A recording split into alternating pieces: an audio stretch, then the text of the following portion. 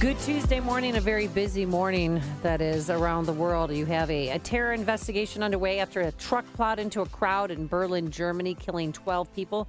Now there's reports this morning, and Mike Scott talked about it too, that the 23-year-old Pakistani refugee who arrived a year ago in Germany is the possible wrong person, and that the terrorist may still be on the run because police were familiar with him because he was known for petty crimes, but not for terrorist attacks. And the truck, which was carrying 25 tons of steel, was allegedly stolen from a construction site in Poland. And the passenger in the car was Polish. He died as well. And then that truck was taken to the crowded market where he plowed into just dozens of people. And ISIS and Al-Qaeda said in November, they encourage people, use trucks as weapons to kill Christians. Right. And they're warning, too, in America, saying, watch out at parades because we're going to come and get you. I get a little nervous when I think about, any schism between Germany and Poland. It's just like a throwback for me. But this is terrorism. Yes, this is different. And also then after, moments after the attack in Germany, then you have the Russian ambassador to Turkey was assassinated by a 22-year-old police officer from an Ankara from Turkey.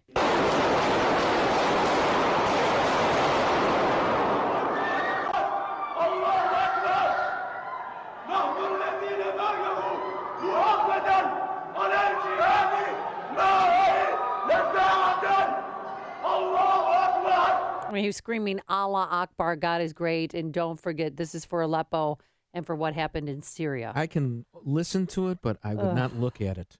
Really? I watched it. No, you can't look at it. And I showed my kids, too. They need to see what terrorists and madmen and people of the devil look like. It can be described to them. I'm not going to call DCFS on you, but I'm just warning you.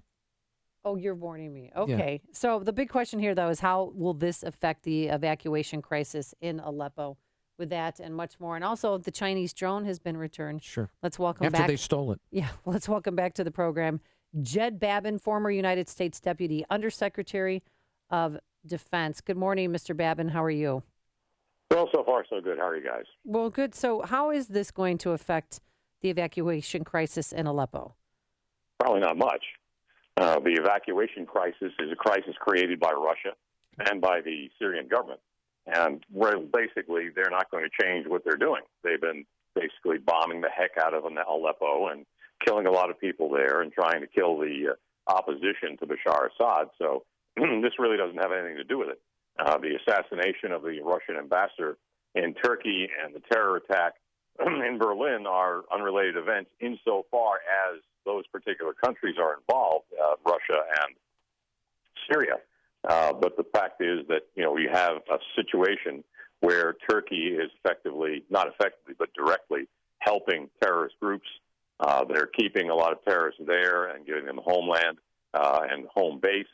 And this is kind of a natural emanation of that. Turkey has turned into a radical Islamist state.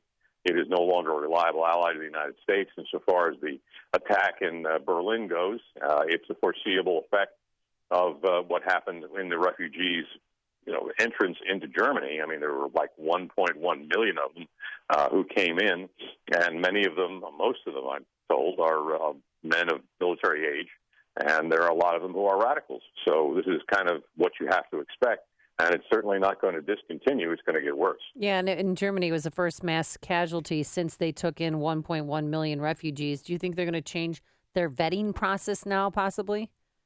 Too late. I mean, what's the point? They've got 1 million people in there. You're not going to throw them out. The EU laws will not allow them to throw out all of those people or even most of those people. So they can vet them till the cows come home. That's the problem we have, too, because vetting is really not very practical and frankly, a useless process in most cases anyway, because you don't have reliable records of the countries of origin, people coming out of countries like Syria and Afghanistan and Iraq and so forth. There is no database against which you can check a person's identity. So you can vet them all day and all night, and it really doesn't do you much of any good. It can't tell you who these people are. It can't tell you who they're associated with. It can't tell you if they're going to be terrorists.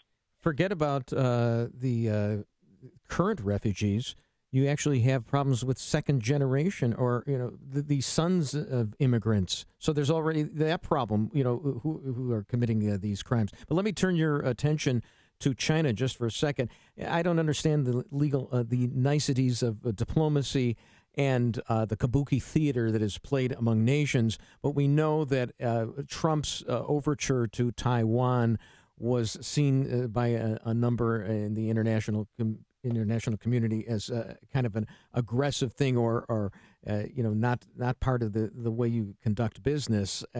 He's almost like a bull in a china shop, as it were, or as George Will, I believe, once said. He carries around his own china shop with him. But well, actually, it was Winston Churchill who said that. Exactly. I'm sorry. Gosh, Bruce, it was Churchill. On. It was George Will quoting like Churchill. Yeah. I like George Will, but I don't want to give him credit for things he didn't do. I mean, thank you. The fact is that Donald Trump is trying to upset what's been going on. And it's a good thing that he is, because we've had a lot of policies that for decades have not worked. I mean, yes, they're stable. Yes, they're fine as it goes. And yes, the diplomatic community is loving them. The fact is it does not advance American interests. And the fact that he talked to the Taiwanese president, newly elected, is a good thing. I mean, who is China, mainland China, communist China? Who are they to say who a president of the United States can and cannot talk to? That's ridiculous. And Mr. Trump is certainly right in not putting up with it. And all the other things that are... I'm sorry, go ahead. No, that's fine. I mean, you should interrupt me, because I was about to say that it was George Will who said democracy is a bad form of government, but all the rest are worse. Let me... Except for Benjamin Franklin, who came before that. Okay. Whatever. You're on a roll today. Look, to me, it's all George Will all the time. But do you interpret the facts? And I know, we're just going to have a congressional inquiry or something that'll go nowhere on this. Pentagon investigation. Whatever. What I'm thinking is, but you look at the facts here. We've got this USNS Bowditch, an unarmed oceanographic survey ship. It's trying to retrieve this drone.